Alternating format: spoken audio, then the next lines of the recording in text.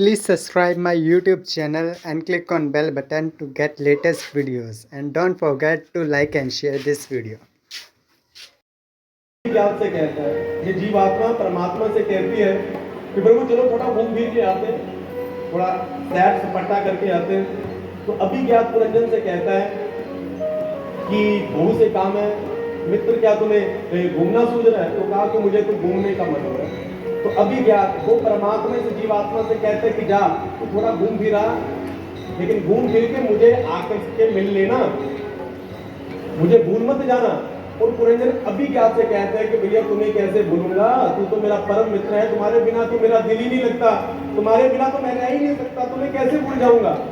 लेकिन ये पुरंजन हम आत्माएं जब इस संसार में घूमने फिरने के लिए आते हैं ना, तो जहां पर नए नए मित्र बना लेते हैं, तो उस सच्चे मित्र को हम भूल जाते हैं। और फिर कोई सदगुरु आता है और फिर उस अभिज्ञात का हमें याद दिलाता है कि भैया तुम्हारा सच्चा जो मित्र है वो वह अभिज्ञात है। तो बड़ा सुंदर जो उपाख्यान है वो तो उसे खुद पढ़ने का प्रयत्न करना, बड़ा ज्ञान मिलेगा। तो अभिज्ञात परमात्मा है, हम पुरंजन। पुरंजन क्यों? क्योंकि पुनरपि जननम पुनरपि मरणम, बार बार जन्म लेते हैं, बार बार मरते हैं। और जैसी हमारी मति होती है वैसी हमारी गति होती है। और इन्हीं के आगे पुत्र हुए जिनका नाम था राजा अंग। बड़े धर्मात्मा थे, बड़ा हवन करते थे, पुण्य करते थे, गौ सेवा करते थे, बहुत सुंदर सुंदर व्यवस्था बना करके रखते थे। लेकिन इनका जो पुत्र था जिसका नाम था बेन, बड़ा दुष्ट था, थोड़ा सा भी भगवान का भजन नहीं करता था, भगवान का पक्का विरोधी था। आजकल भी भगवान के विरोधी बड़े हैं, जो हमारे संत महापुरुष ज्ञान का उपदेश कर रहे हैं, लोगों में क्रांति लेकर के आ रहे हैं। और कुछ लोग ऐसे हैं जो उनका कटाक्ष करते हैं, आपको भ्रमित करते हैं कि ये बाबा ने ऐसा कह दिया, तो बाबा ने ऐसा कह दिया। उन लोगों की बात में नहीं है ना, वो बेन जैसे हैं। उनकी कथाएं श्रीमद् भागवत महापुराण में है। वो बेन बड़ा दुष्ट था, एक नंबर का नास्तिक था। अंग महाराज को बड़ा कष्ट हुआ कि मेरा पुत्र ऐसा है, वो भगवान को मानता तक नहीं है, भगवान से थोड़ा सा भी प्रेम नहीं करता। अपने पुत्र से दुखी होकर के अंग महाराज अपने ही राज्य में किसी गुफा में जाकर के छुप गए। और सारी प्रजा उनको ढूंढने के लिए निकली, बाहर बाहर ढूंढते रहे, लेकिन अंदर किसी ने देखा ही नहीं। हम भी ऐसा ही करते हैं, भगवान को बाहर ढूंढते रहते हैं, लेकिन भगवान हम सबके अंदर है। अंदर हमने कभी ढूंढा ही नहीं भगवान को, और बाहर ढूंढते रहते हैं, और भगवान बाहर से कभी नहीं मिलेंगे। कभी भी मिलेंगे तो भगवान अंदर मिलेंगे। जब अंदर ढूंढोगे ना, जब अंदर झांकोगे, तो बंधु हमें भगवान के दर्शन होंगे। देखेगा मन मंदिर में तो राम का दर्शन पाएगा, राम नाम के साबुन से जो मन का मैल हटाएगा। तो अंदर भगवान मिलेंगे। अंदर किसी ने नहीं देखा, बाहर देखा। तो कहा कि अब महाराज तो लगता है पधार गए। तो ऋषियों ने कहा कि अब क्या किया जाए? तो कहा कि अब ऐसा करो, राजगद्दी खाली है, इस बेन को ही राजा बना दो। तो क्या किया गया? बेन को राजा बना दिया गया। बहुत से संतों ने, बहुत से ब्राह्मणों ने कहा कि भैया ये तो दुष्ट है, इसको राजा बना दोगे तो प्रजा खतरे में आ जाए। कहा कि बच्चा है, अभी थोड़ा सा संभल जाएगा, सुधर जाएगा, ज्ञान का उपदेश देंगे। लेकिन जैसे ही राजा बना तो इसने राज्य को धर्मनिरपेक्ष कर दिया। तो कोई इंद्र के नाम की, वरुण के नाम की, भगवान के नाम की आहुतियां देता था ना, बंद करवा दिया। तो कहा कि जप करना है तो वेनाय नमः, अगर हवन करना है तो वेनाय स्वाहा, बस मेरे नाम से हवन करो, मैं ही राजा हूँ, मैं ही सब कुछ हूँ, मेरे नाम के ही यज्ञ लगाओ, मेरे नाम के भंडारे लगाओ, मेरे नाम से ही सारे का सारा पुण्य कर्म करो। तो बड़ा कष्ट हुआ ऋषियों को। ऋषि आकर के समझाते हैं कि ऐसा राजन अच्छी बात नहीं है। जय श्री हमारे श्री कृष्ण राजगुप्ता जी पधारे हैं, तो यहाँ पधारने पर हार्दिक अभिनंदन है, सुस्वागत है।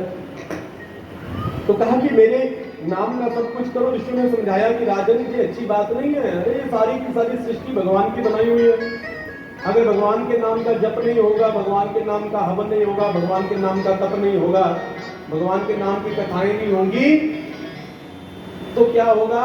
कि इस संसार के ऊपर अनेक प्रकार की विपदाएं, बीमारियां, रोग, व्याधियां, ये सारे के सारी अपना घर बना लेंगी।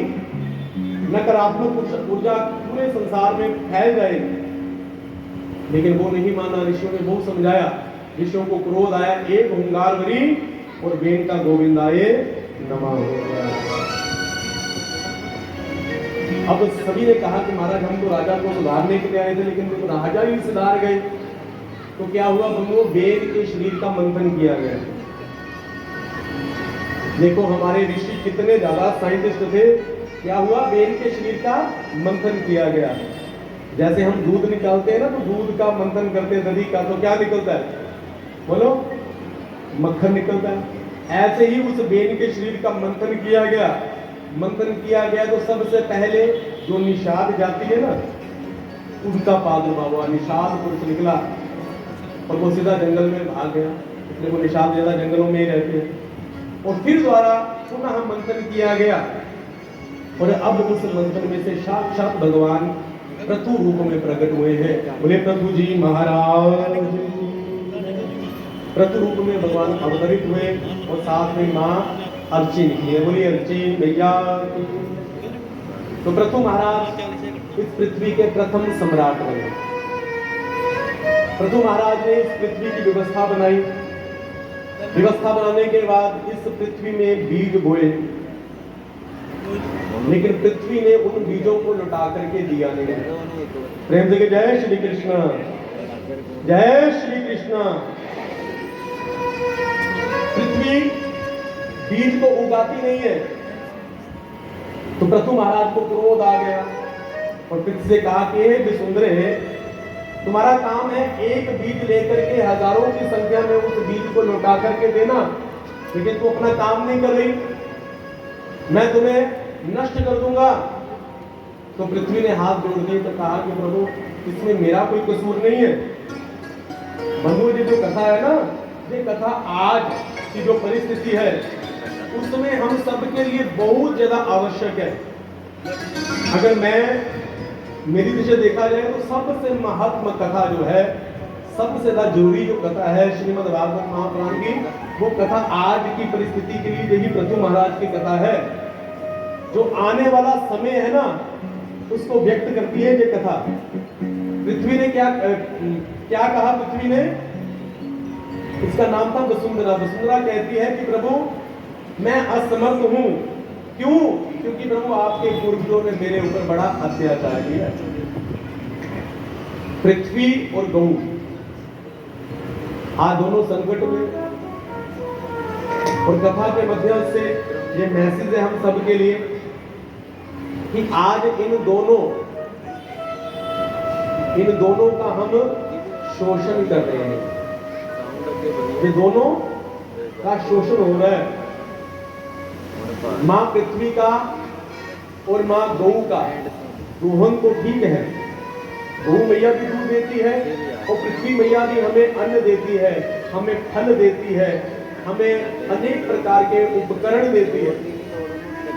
लेकिन कब देगी? जब हम पृथ्वी का दोहन करेंगे। गौ मैया दूध देती है, कब देगी? जब हम गौ माँ का दोहन करेंगे। लेकिन आज गौ का भी शोषण हो रहा है और पृथ्वी का भी शोषण हो रहा है। ना जाने कैसे खतरनाक रसायन खाद डाल करके इस पृथ्वी की उर्वरा शक्ति को हम नष्ट कर रहे हैं। बड़े बड़े हैंडपंप लगा करके कितना जल निकाल रहे हैं, कितना व्यर्थ कर रहे हैं। और गौ मैया के कितने बड़े बड़े इंजेक्शन लगा करके और मशीन से दूध निकाल रहे हैं। क्योंकि गौ मैया का एक नाम है बत्सला। जैसे हम सभी माएं जब बालक को जन्म देती हैं तो हमारे स्तनों में दूध का संचार होता है। दूध कहां से आता है? कभी किसी ने हिसाब लगाया कि वो दूध मां के स्तनों में कहां से आया? ये देखो भगवान की कैसी व्यवस्था है कि दूध तभी आता है मां के स्तनों में जब बालक दूध पीता है। तो माताओं को दूध क्या होता है बोलो? उस दूध को किसका नाम दिया गया है? उस दूध को नाम दिया गया है अमृत का। मां का दूध अमृत के समान है ना। क्यों समान है? क्योंकि वो दूध कोई साधारण दूध नहीं है। वो आपको मैं बताऊं कि वो दूध पया समुद्र का दूध है। जब भी भगवान किसी बालक को, किसी जीव को जन्म देते हैं ना, तो माँ के स्तनों के साथ भगवान अपने क्षीर सागर का कनेक्शन फिट कर देते हैं, अपने पया समुद्र का कनेक्शन फिट कर देते हैं। वो दूध तब तक रहता है जब तक माँ अपने बालक को पिलाती है। जब तक बालक कोई और वस्तु को खाने में असमर्थ होता है ना, तो भगवान वो दूध माँ के स्तनों में संचार कर देते हैं। वो केवल मनुष्य नहीं, संसार में जितनी भी माएँ हैं, चाहे वो एक गऊ का बच्चा हो, चाहे वह किसी और अन्य जाति के जानवर का बच्चा हो, जितना भी दूध आता है ना, सप्लाई होती है, वो भगवान के क्षीर सागर से होती है। और गऊ माँ बत्तला है। आज से अगर 20-25 साल पहले की बात करें तो हमारी माताएं दूध दोती थी, लेकिन थोड़ा दूध गऊ के थनों में पड़ा रहने देती थी। इसलिए क्योंकि उसने बेचारी ने अपने बच्चे को भी तो पिलाना है, लेकिन हम उस बछड़े के हिस्से का दूध भी निकाल रहे हैं। मुझे क्या है, ये शोषण है। इसलिए बंधुओं, भगवान से नहीं, अपने कर्मों से डरो। भगवान से तो हम कहाँ डरते हैं। भगवान को पर्दा लगा दिया, बाहर बैठे लोगों की टिप्पणी कर रहे हैं, भगवान कौन सा सुन रहे हैं। कल हमारी आदरणीय माता जी, हमारे चक्की भैया, इनकी माता जी मुझे बड़ा आशीर्वाद है। वो तो माँ सरस्वती का स्वरूप है। इतना संगीत है उनमें, इतने राग, इतनी ताने, संगीत की देवी है वो। उनका मुझे इतना आशीर्वाद है, इतना आशीर्वाद है कि उन्होंने जो भी आज मैं जहां पूछूं तो अपनी उन माताओं, आप सभी के आशीर्वाद से, तो उनका इतना आशीर्वाद है। तो उन्होंने मुझे फोन पर एक कथा सुनाई, क्योंकि आप जितने भी कथा सुनने के लिए आते हैं ना, कोई वक्ता होता है वो कहता है कि मेरी कथा ज्यादा से ज्यादा लोग सुनने के लिए आए। हर किसी के मन में ये भाव होता है। तो माता जी कथा सुना रही थी कि एक संत किसी नगरी में गया कथा कहने के लिए।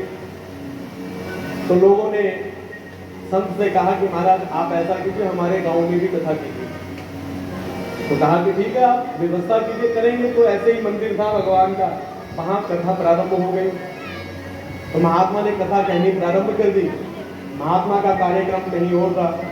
महात्मा ने 3 दिन तक कथा कही, और कथा को विश्राम देने के बाद भगवान वहां से, वो संत वहां से चले गए और फिर पुनः लौट करके आए। फिर सभी ने कहा कि प्रभु आपने बड़ी सुंदर कथा सुनाई, अब फिर कथा सुनाओ। तो महात्मा बैठ गए। भगवान महात्मा ने कहा कि एक शर्त पर सुनाऊंगा कथा, मैं एक शर्त पर सुनाऊंगा, अगर आप में से कोई ये बता देना कि मैंने कथा छोड़ी कहां थी, कथा को विश्राम कहां दिया था। अगर आप में से किसी ने बता दिया ना, तो फिर वहीं से कथा शुरू करेंगे। तो सारे के सारे मूल रह गए, किसी को याद ही नहीं कि कथा कहां से शुरू।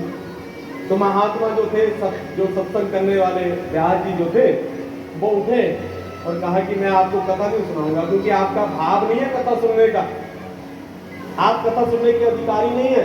मैं नहीं सुनाऊंगा आपको कथा। आपने तो मेरी कथा किसी ने ध्यान से सुनी नहीं, आपने तो किसी ने मुझे महत्व दिया ही नहीं, आपने तो मेरी तरफ ध्यान ही नहीं दिया। तो उस कथा व्यास को क्रोध आ गया, गुस्से में वो जैसे जाने लगे ना, तो अंदर से जो भगवान की मूर्ति है ना, उसने आवाज लगाई, महात्मा जी, व्यास जी रुक जाइए, मैं बताता हूं आपने कथा कहां छोड़ी थी। प्रेम जी की जय श्री कृष्ण। तो कहने का अभिप्राय कि ये नहीं है कि हम ही सुन रहे हैं, भगवान भी कथा को सुन रहे हैं। हम तो जैसे भी सुने, ऊपर से सुने, अंदर से सुने, लेकिन भगवान अंदर से ही सुनते हैं, भगवान अंदर की भावना को सुनते हैं।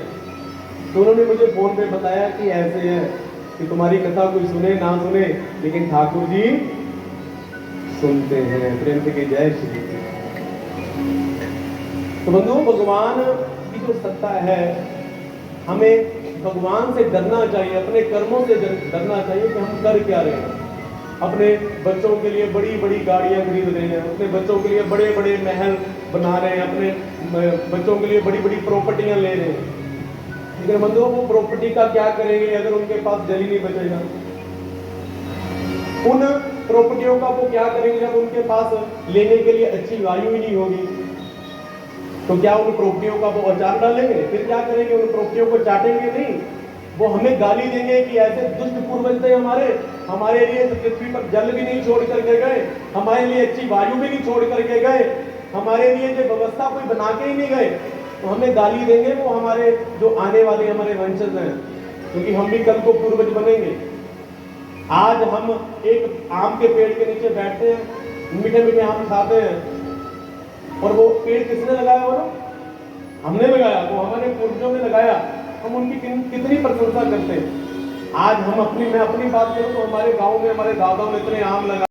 Please subscribe my YouTube channel and click on bell button to get latest videos, and don't forget to like and share this video.